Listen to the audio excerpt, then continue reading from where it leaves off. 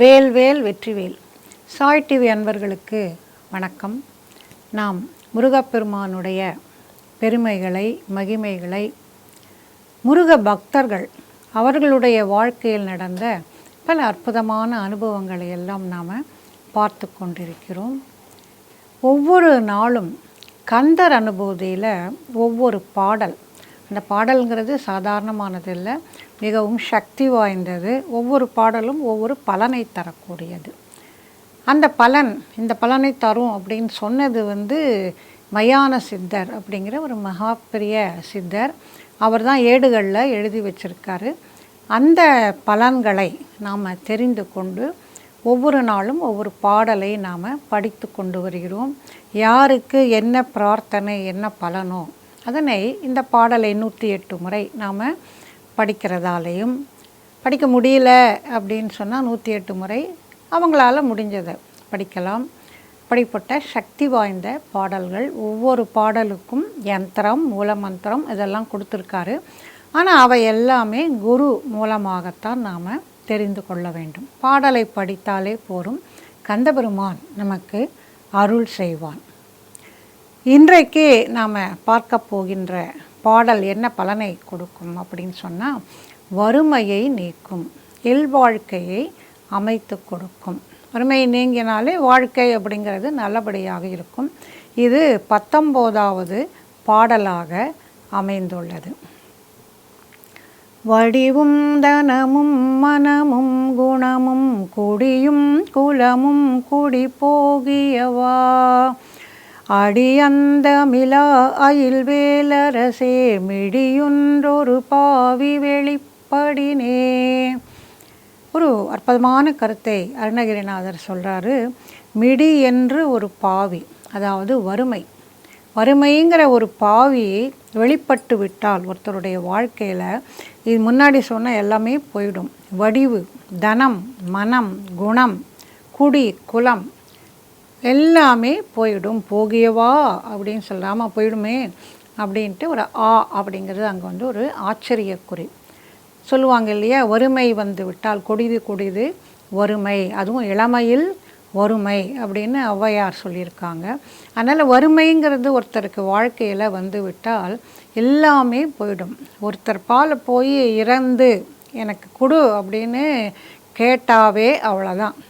அது வரைக்கும் அவ்வளவு நட்பாக இருந்தவர்கள், அன்பாக இருந்தவர்கள் எல்லாமே அப்படியே மாறி போயிடுவாங்க. நம்ம ஃபோன் போட்டால் கூட எடுக்க மாட்டாங்க. அவ்வளவு கொடியது வறுமை அப்படிங்கிறது. நம்முடைய எல்லாமே போய்விடும். அதனால் அந்த வறுமை அப்படிங்கிறது எனக்கு வேண்டாம் அப்படின்னு சொல்லிட்டு முருகப்பெருமானிடம் அருணகிரிநாதர் வேண்டுகிறார். அருணகிரிநாதருக்கு ஒன்றும் வறுமை, செல்வம் இதை பற்றியெல்லாம் கவலையே இல்லை. அருணகிரிநாதர் போன்ற மகான்கள் நமக்காக அவர்கள் அந்த இறைவனிடம் வேண்டுகிறார்கள். முருகனுக்கு பக்கத்திலேயே கிளிவடிவாகவே இருக்கின்ற அந்த அருணகிரிநாதர் தன்னை பற்றி அவர் கேட்கல, இந்த மக்களுக்கெல்லாம் வறுமை அப்படிங்கிறது இல்லாமல் இருக்கணும் அப்படின்னு சொல்லிட்டு அவர் வேண்டுகிறார். பொதுவாகவே ஓரளவிற்கு வயது சென்ற உடனேயே எல்லோரும் வேண்டுவது, வள்ளல் பெருமான் கூட இதை பற்றி குறிப்பிட்டிருக்கிறார். அனாயாச மரணம், அதாவது அந்த மரணம் அப்படிங்கிறது எந்த விதமான கஷ்டமும் இல்லாமல், நோய் நொடி, மற்றவர்களிடம் இறந்து அவர்களுடைய பரிதாபம், அவர்களுடைய கோபம், சலிப்பு இதெல்லாம் பெற்றுக்கொண்டு அந்த படுத்த படுக்கையாக இருந்து இறப்பதை விட அனாயாச மரணம் வேண்டும். அதாவது அனாயாசமாக திடீர்னு அப்படியே மறைந்து போய்விட வேண்டும், மரணம் ஏற்பட்டு விட வேண்டும். அதே போல் மற்றொன்று, ஒரு வறுமை ஏற்பட்டு மற்றவர்கள்ட்ட போய் எனக்கு இதை கொடு அப்படின்னு கேட்கறது ரொம்ப ரொம்ப கொடுமை. அதுவும் உணவு இல்லை, துணி இல்லை, வாழ்க்கை இல்லை அப்படின்னு சொல்லிட்டு ஒருத்தட்ட போய் கேட்குறது அப்படிங்கிறது ரொம்ப ரொம்ப ஒரு கொடுமையான விஷயம். நீங்கள் பிச்சைக்காரர்களை எல்லாம் நினைத்து பாருங்கள். அவர்கள் இந்த வறுமையின் காரணமாக நம்மக்கிட்ட அவங்க கேட்குறாங்க. அதனால் அந்த ஒரு கொடிய தன்மை வாழ்க்கையில் ஏற்பட்டால் அவர்களுக்கு எல்லாமே போய்விடும். பெயர் கூட போய்விடும், பெயரும் கூட போய்விடும். எல்லாமே போய் அவர்கள் பிச்சைக்காரர்கள் நம்ம தொந்தரவு செய்கிறவங்க அப்படின்னு சொல்லிட்டு பார்த்தாவே எல்லாரும் ஓடி போயிடுவாங்க. அந்த மாதிரியான நிலைமை எனக்கு வேண்டாம். அதனால் அடி அந்தம் இல்லா அயில்வேல் அரசே அப்படின்ட்டு முருகப்பெருமானை கூப்பிடுகிறார். நீ முடிவும் இல்லாதவன், பிறப்பும் இல்லாதவன், தோற்றமும் முடிவும் இல்லாதவன். நீ அயில் வேலை கையிலே வைத்து கொண்டிருக்கிறாய், சிறப்பான வேலை கையிலே வைத்து கொண்டிருக்கிறாய். அப்பேற்பட்ட நீ எனக்கு இந்த வறுமை மிடி அப்படிங்கிற ஒரு பாவியை எனக்கு கொடுத்து விடாதே அப்படின்னு சொல்லிட்டு அருணகிரிநாதர் வேண்டுகிறார். அவர் நமக்காக வேண்டுகிறார். அதனால் நமக்கு அந்த வறுமை துன்பம் இல்லாமை அப்படிங்கிறது இருந்ததானால் நம்ம போய் அதுக்காக பெரிய ஹோமம் யாகம், நம்மக்கிட்ட பணம் இல்லையே, நம்ம போய் கடவுளுக்கு இதையெல்லாம் செய்ய முடியலையே அப்படின்னு வருத்தமே பட வேண்டியதில்லை. கிருஷ்ண பகவானே சொல்லியிருக்கார், ஒரு இலையை பறித்து எனக்கு அர்ச்சனை செய்தால் கூட போதும், நான் அருளுவேன். அவங்களுக்கு வேண்டியது பக்தி. நாம் எவ்வளவு தூரம் பக்தி செலுத்துகிறோம் அப்படிங்கிறது தான் முக்கியமே தவிர நீ என்ன கொண்டு வருகிறாய் அப்படிங்கிறது இறைவனுக்கு முக்கியம் இல்லை. அதனால் அந்த வறுமை அப்படிங்கிறது இல்லாமல் இருப்பதற்காக இந்த பாடலை பாதிக்கப்பட்டவர்கள் உங்களால் முடிந்த அளவிற்கு முருகப்பெருமானை நினைத்து கொண்டு சொல்லிக்கொண்டே இருங்கள். உங்களுடைய வறுமைகளெல்லாம் நீங்கி நீங்கள் தனமும் கல்வியும் புகழும் அழகும் எல்லாவற்றையும் பெறுவீர்கள். அவன் ஒரு கருணையே வடிவானவன். அதனால தான் கந்தன் அப்படின்னு சொல்லிட்டு சொல்கிறாங்க, கலியுக கடவுள் அப்படின்னு சொல்கிறாங்க. அதனால் அந்த முருகனிடம் நாம் இதை பாடி மன முருக நெஞ்ச கனகல்லும் நெகிழ்ந்துருகன் அருணகிரிநாதர் முதலையே சொல்லிட்டார். அதனால் அந்த நெஞ்சம் கல் மாரி இருக்கிற நெஞ்சம் இறுகி போயிருக்கிறது. அது கரைந்து உருகுமானால் நம்முடைய வறுமையும் ஓடி போய்விடும். நம்ம ஒரு முருகப்பெருமானுடைய பக்தர், அவருடைய வாழ்வில் நிகழ்ந்த அற்புதங்களை எல்லாம் நாம் பார்த்து கொண்டு வருகிறோம். இந்த முருகப்பெருமானுடைய கருணையால் மிக வித்தியாசமான பக்தர்களை எல்லாம் தெரிந்து கொள்ள இறைவன் கருணை செய்திருக்கிறான் அப்படின்னு தான் சொல்லணும்.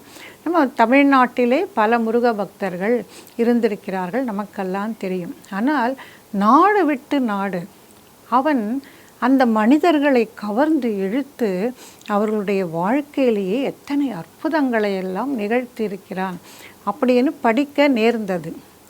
அது முருகப்பெருமானே நமக்கு வழிகாட்டி இருக்கிறான் அப்படின்னு தான் சொல்லணும்.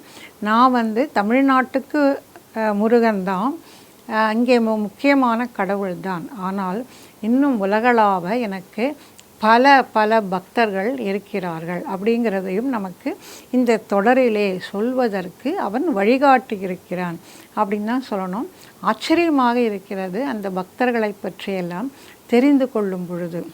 நம்ம கார்ல் டொனால்ட் பெல்லி அப்படிங்கிற அந்த அயல் நாட்டவரை, ஆஸ்திரேலியாவில் இருந்த டிப்ளமேட்டிக் அந்த துறையிலே இருந்த ஒரு ராஜதந்திரி, அவர் மலேசியாவுக்கு அலுவல் தொடர்பாக வந்த பொழுது எப்படி அந்த பத்துமலை முருகன் அவரை ஆட்கொண்டார் அப்படிங்கிறதையெல்லாம் நாம் பார்த்தோம். இன்னும் அவருடைய அந்த வாழ்க்கையிலே சில பகுதிகள் இன்னும் நம்ம சொல்வதற்கு தெரிந்து கொள்வதற்கு இருக்கிறது.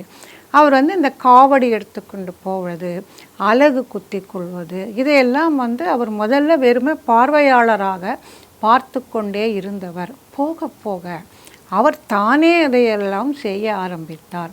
அப்படி செய்யும் பொழுது தனக்கு என்ன கிடைத்தது அப்படிங்கிறதையும் அவர் சொல்லியிருக்கிறார். பொதுவாக அதுவும் தைப்பூசத்திலே அவர் ஒரு ஓரத்திலே நின்று கொண்டு அந்த பக்தர்கள் போவதையெல்லாம் பார்த்து கொண்டிருந்திருக்கிறார். லட்சக்கணக்கிலே அந்த பக்தர்கள் செல்கிறார்கள்.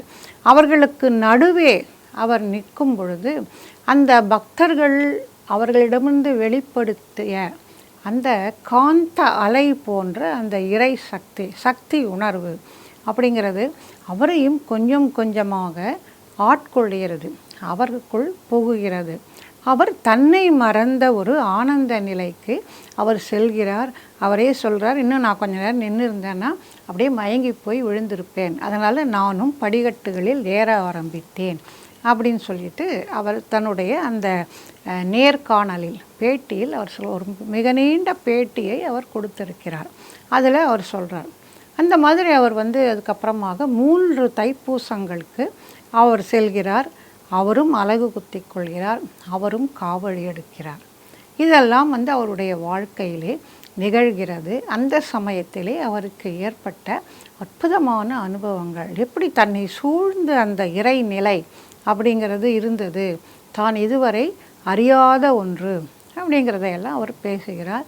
அதே மாதிரி ஒரு முறை மிக கடுமையான மழையிலே மாட்டிக்கொண்டு பத்து மலையிலே அங்கேயே அவர் நிற்க வேண்டியதாக போகிறது 3 மணி நேரம். அந்த 3 மணி நேரமும் எப்படி போச்சுன்னே அவருக்கு தெரியல. அப்படி அந்த ஒரு அற்புத ஆனந்த நிலை அவரை பற்றி கொள்கிறது. அவரை சுற்றி நிறைய பேர் அந்த மாதிரி கோவிலுக்கு வந்தவங்க எல்லாரும் அங்கேயே நின்று போகிறார்கள். அந்த பக்தர்களிடமிருந்து வெளிப்படுகின்ற அந்த காந்த அலைகள் அவரையும் சூழ்ந்து கொண்டு அவர் அந்த டிரான்ஸ்ன்னு சொல்லுவாங்க இல்லையா, ஒரு பரவச நிலை. பரமஹம்சர், ராமகிருஷ்ண பரமஹம்சர் கூட அந்த நிலையை எய்திய போது எடுத்த அந்த படங்களெல்லாம் கூட நாம் பார்த்திருப்போம். அப்படி ஒரு நிலையை அவர் எய்துகிறார். முருகன் அவரை அப்படியே ஆட்கொள்கிறார். அதனால் அவர் தன்னுடைய பெயரையே அவர் மாற்றிக்கொள்கிறார். கால்டு டொனால்டு பெல்லா அப்படின்னு இருந்தவர் அப்புறமா வடிவேல் அப்படிங்கிறது அவருடைய தன்மையிலே அவர் அதை அப்படி உச்சரித்து கொள்கிறார். அப்புறம் வடிவேல் அப்படிங்கிற பெயர், முருகனுடைய பெயரையே தனக்கு வைத்து கொள்கிறார். அவர் தான் மட்டும் இல்லாமல் தன்னுடைய மனைவி அந்த வெண்டி கூட வள்ளி அப்படிங்கிற பெயரை இணைத்து கொள்கிறார். வள்ளி அப்படிங்கிற மாதிரி இவருடைய அந்த குடும்பத்திலேயும் அந்த முருக பக்தி அப்படிங்கிறது வளருகிறது. அதுக்கப்புறம் அவங்க தமிழ்நாட்டிற்கும் வருகிறார்கள். அங்கே எப்படி தைப்பூசமோ அதை போல் பழனியிலேயும் அந்த தைப்பூசம் கிருத்திகை சமயங்களிலே, ஆடி கிருத்திகை, தை கிருத்திகைகளிலே அந்த எல்லாரும் பால் காவடியெல்லாம் எடுத்துகிட்டு போவாங்க. அந்த மாதிரி போகும் பொழுது தானும் அந்த பாத யாத்திரையாக போக வேண்டும் என்று பாலக்காட்டில் அவர் பாலக்காட்டில் இருந்திருக்கிறார் போல் இருக்கு, அலுவலக வேலையாக. அங்கிருந்து அவர் பாத யாத்திரையாக ஆயிரக்கணக்கான பக்தர்களுடன் அவரும் பழனிக்கு வருகிறார். அப்போ வரும் பொழுது அப்பொழுதும் அவருக்கு அந்த ஒரு தெய்வீக நிலையை அடைய முடிந்தது அப்படின்னு சொல்கிறார் அவர். அதே மாதிரி திருச்செந்தூருக்கு போகிறார். திருச்செந்தூருக்கு போகும் பொழுது அவர் தனக்கு பல ஆன்மீக அனுபவங்கள் ஏற்பட்டது அப்படின்னு சொல்கிறார். ஆனால் என்ன அனுபவங்கள் அப்படிங்கிறது அவர் எனக்கு வெளியே அதை சொல்ல முடியாது அப்படின்னு சொல்கிறாரு. அதனால் அது ஒருவேளை இறைவனையே கூட, முருகனையே கூட அவர் பார்த்துருக்கலாம். அதை அவர் ஒரு ரகசியமாக பாதுகாத்து கொள்கிறார். திருச்செந்தூரிலே எனக்கு பல ஆன்மீக அனுபவங்கள் ஏற்பட்டது அப்படின்னு சொல்லி அந்த ஒரு பேட்டியில் சொல்கிறார். இப்படி அவர் பல நிலைகளில் பொதுவாக வெளிநாட்டவர்கள், ஏன்னா அவங்களுக்கு இது எல்லாமே புதுசு. நாம் முருகன் அப்படின்னு சொன்னால் ஒரு பக்தி பரவசமாக நாம் பார்த்து கொள்கிறோம்.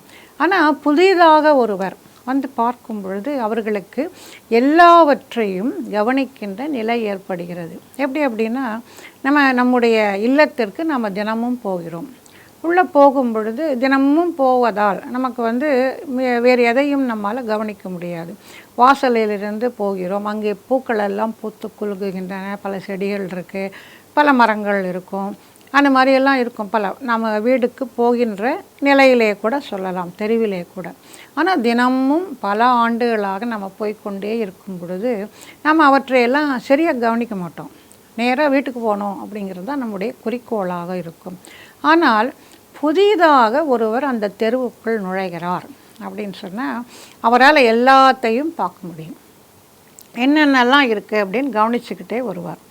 அதுபோலத்தான் வெளிநாட்டிலிருந்து ஒருவர் இந்த பக்திக்கு, நம்முடைய பக்திக்கு வரும்பொழுது அவரால் முழுமையாக பல நிலைகளையும் அவரால் புரிந்து கொள்ள முடிகிறது.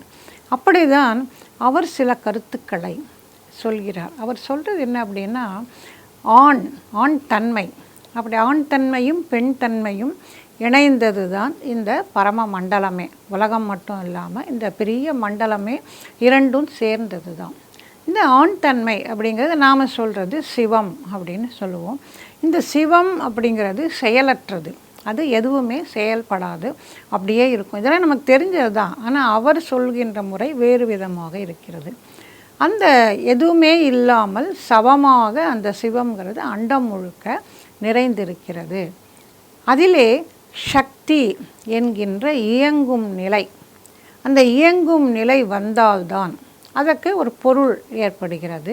அந்த இயங்கு நிலையின் காரணமாக இந்த உலகமே இயங்குகிறது. அதனுடைய வடிவம்தான், அந்த சக்தியினுடைய வடிவம்தான் இந்த வேல் அப்படிங்கிறது. ஆக அந்த வேல் இருந்தால்தான் உலகம் இயங்கும் அப்படின்னு அவர் சொல்கிறாரு. அதாவது சக்தி இல்லை அப்படின்னு சொன்னால் இந்த பரமமண்டலம் சும்மா அப்படியே இருக்கும். ஆனால் சிவம் இல்லை என்று சொன்னால் அதற்கு ஒரு உருவம் இருக்காது, வெறும் எனர்ஜி மட்டும்தான் இருக்கும், இயங்கு நிலை மட்டும்தான் இருக்கும்.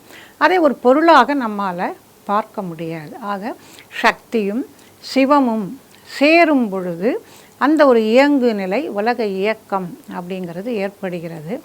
அதே போல் அந்த அத்தனையும் சேர்ந்தது தான் இந்த முருக தத்துவம் அப்படின்னு அவர் ரொம்ப அழகாக சொல்கிறார்.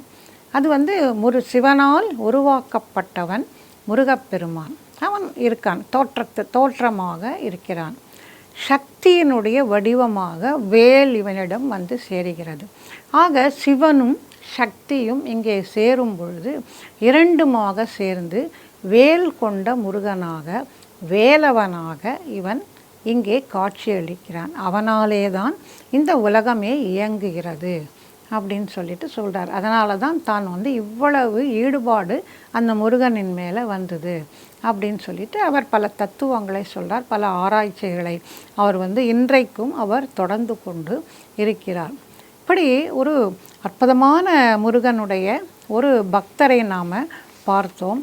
அதே மாதிரி ஒரு ஆச்சரியமான முருக பக்தரையும் நாம் பார்க்கலாம். அவர் எப்படி பல ஆய்வுகளை எல்லாம் இன்றைக்கும் அவர் செய்து கொண்டு இருக்கிறாரோ அதே போல் இன்னொருத்தர், அவர் ஆஸ்திரேலியாவில் இருந்தவர். இவர் அமெரிக்கன். அவர் பேட்ரிக் ஹாரிக்கன்னு பேர். அவருடைய பேச்சு மூச்சு எல்லாமே முருகா முருகா அப்படிங்கிறது தான்.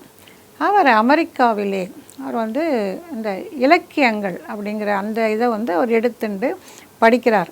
மெக்சிகன் பல்கலைக்கழகத்தில் படிக்கும் பொழுது ரிலிஜியன் அந்த தொடர்பாக படிக்கும் பொழுது அவருக்கு எழுகின்ற சந்தேகங்கள் எல்லாம் ஓரளவிற்கு பௌத்த மதம் பதில் சொல்வதாக இருக்கிறது. அதனால் இன்னும் கொஞ்சம் அதை பற்றி தெரிந்து கொள்ளணும் அப்படின்னு, அதாவது தெரிந்து கொள்ளணும் அப்படின்னா சாதாரணமாக இல்லை, அது ஒரு வெறி போல் இந்த இலக்கியங்கள் சமயத்தை பற்றி தெரிந்து கொள்ள வேண்டும், சமயங்கள் எப்படி நமக்கு வாழ்க்கைக்கு வழிகாட்டுகிறது அப்படிங்கிறதுக்கோசரம் இன்னும் கொஞ்சம் தெரிந்துக்கணும். ஆனால் இலங்கை அது பௌத்த மதத்தை சார்ந்தது அப்படிங்கிறதால இலங்கைக்கு போகிறாரு.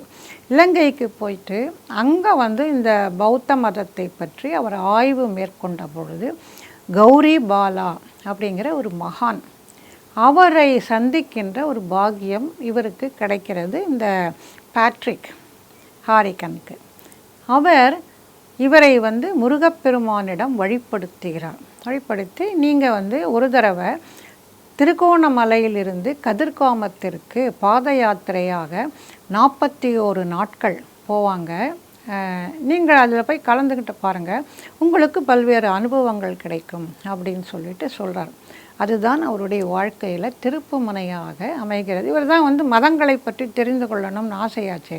அதனால் இவரும் சரின்னு சொல்லிட்டு கிளம்பிடுறாரு. 44 நாட்கள் அவர் திருக்கோணமலையிலிருந்து கதிர்காமத்திற்கு அந்த பக்தர்களோட பாத யாத்திரை செல்கிறார். அது காடுகள் வழியாக, நிலங்களின் வழியாக, மலைகளை அந்த வழியாக ஏறி இறங்கி இப்படியெல்லாம் போனோம். எல்லாமே வரும். அந்த திருக்கோணமலையிலிருந்து கதிர்காமத்திற்கு போகும் பொழுது ஒரு கடினமான யாத்திரை. அப்படி அவர் போகும் பொழுது அந்த பக்தர்கள், திருக்கோணமலையிலிருந்து இவரோடு வருகின்ற பக்தர்கள், அப்புறம் வழியிலே சேர்ந்து கொண்டவர்கள், அப்புறம் பழங்குடியினர், வேடுவர்கள், இவர்கள் எல்லாமே முருக பக்தர்கள். அதனால் அந்த வழியில் எல்லாருமே சேர்ந்துக்கிறாங்க, காடுகள் வழியாக போகிறாங்க, அவர்களுடைய வாழ்க்கை முறையை பார்க்குறார். அங்கே அந்த வேடர் குலத் தலைவன், அதுக்கப்புறமா வள்ளி திருமணம், அந்த தலைமுறையை சார்ந்தவர்கள், அந்த வழியிலே பரம்பரையிலே வந்தவர்கள் அப்படின்னு அவங்க இன்றைக்கும் சொல்லி கொண்டிருக்கிறார்கள்.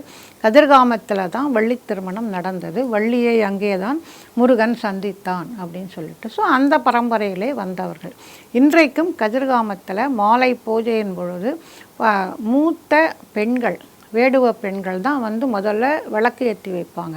அவர்களுக்கு அந்த மரியாதையை செலுத்தி விட்டு தான் அதுக்கப்புறம் பூஜையவே ஆரம்பிப்பாங்க. இன்றைக்கும் அவர்கள் மிகவும் நம்பிக்கொண்டு இருக்கிறார்கள். அதனால் அந்த காட்டிலே வசிக்கின்ற வேடுவர்கள் எல்லாருமே தங்களுடைய மருமகனாகத்தான் முருகனை நினைப்பார்கள். இவர்களோடு எல்லாம் அவர் பேசிக்கொண்டே போகும் பொழுது அவருக்கு வந்து நிறைய விஷயங்கள் கிடைக்கிறது. கொஞ்சம் கொஞ்சமாக அவர் முருகன் அவரை ஆட்கொள்ள ஆரம்பிக்கிறான். நிறைய சேகரிக்கிறார், புகைப்படங்கள் சேகரிக்கிறார், நிறைய காணொளிகள் அதெல்லாம் பண்ணுறாரு. அதுக்கப்புறமா வந்து ரெக்கார்ட் பண்ணுறாரு, பேசுவதையெல்லாம் ரெக்கார்ட் பண்ணுறாரு. அப்படியே எப்போ பார்த்தாலும் வந்து அந்த முருகா அப்படிங்கிறதே அவருக்கு வந்து ஒரு மூச்சாக போய்விட்டது. அவ்வளோ ஒரு ஆழ்ந்த பக்தி அப்படிங்கிறது அவருக்கு ஏற்பட ஆரம்பிக்கிறது.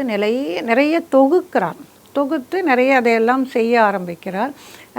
அது உலகத்திற்கு வெளியிட ஆரம்பிக்கிறார். இந்த முருகன், அவரை பொறுத்த வரைக்கும் முருகன் அப்படிங்கிறவர் எப்படி அப்படின்னா, இவர் பார்த்த பல்வேறு விதமான மனிதர்கள், வேடுவர்கள், பழங்குடியினர், நாகரமே அதாவது இன்றைய நாகரிகம் அதே தெரியாதவர்கள், இப்படி எல்லாரையும் இணைக்கின்ற ஒரு சக்தியாக முருகன் அமைந்திருக்கிறான்.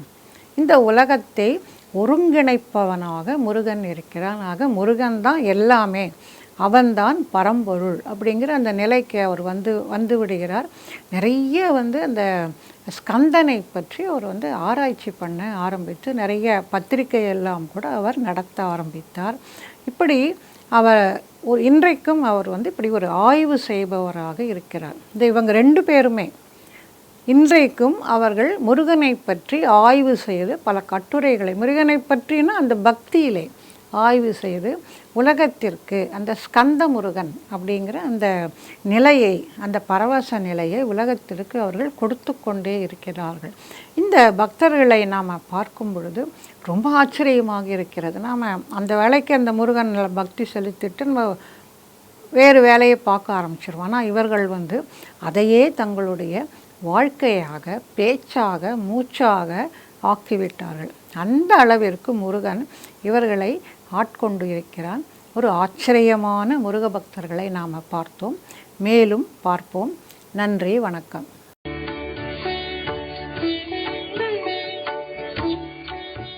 தமிழில் முதல் பக்தி சேனல் சாய் டிவி.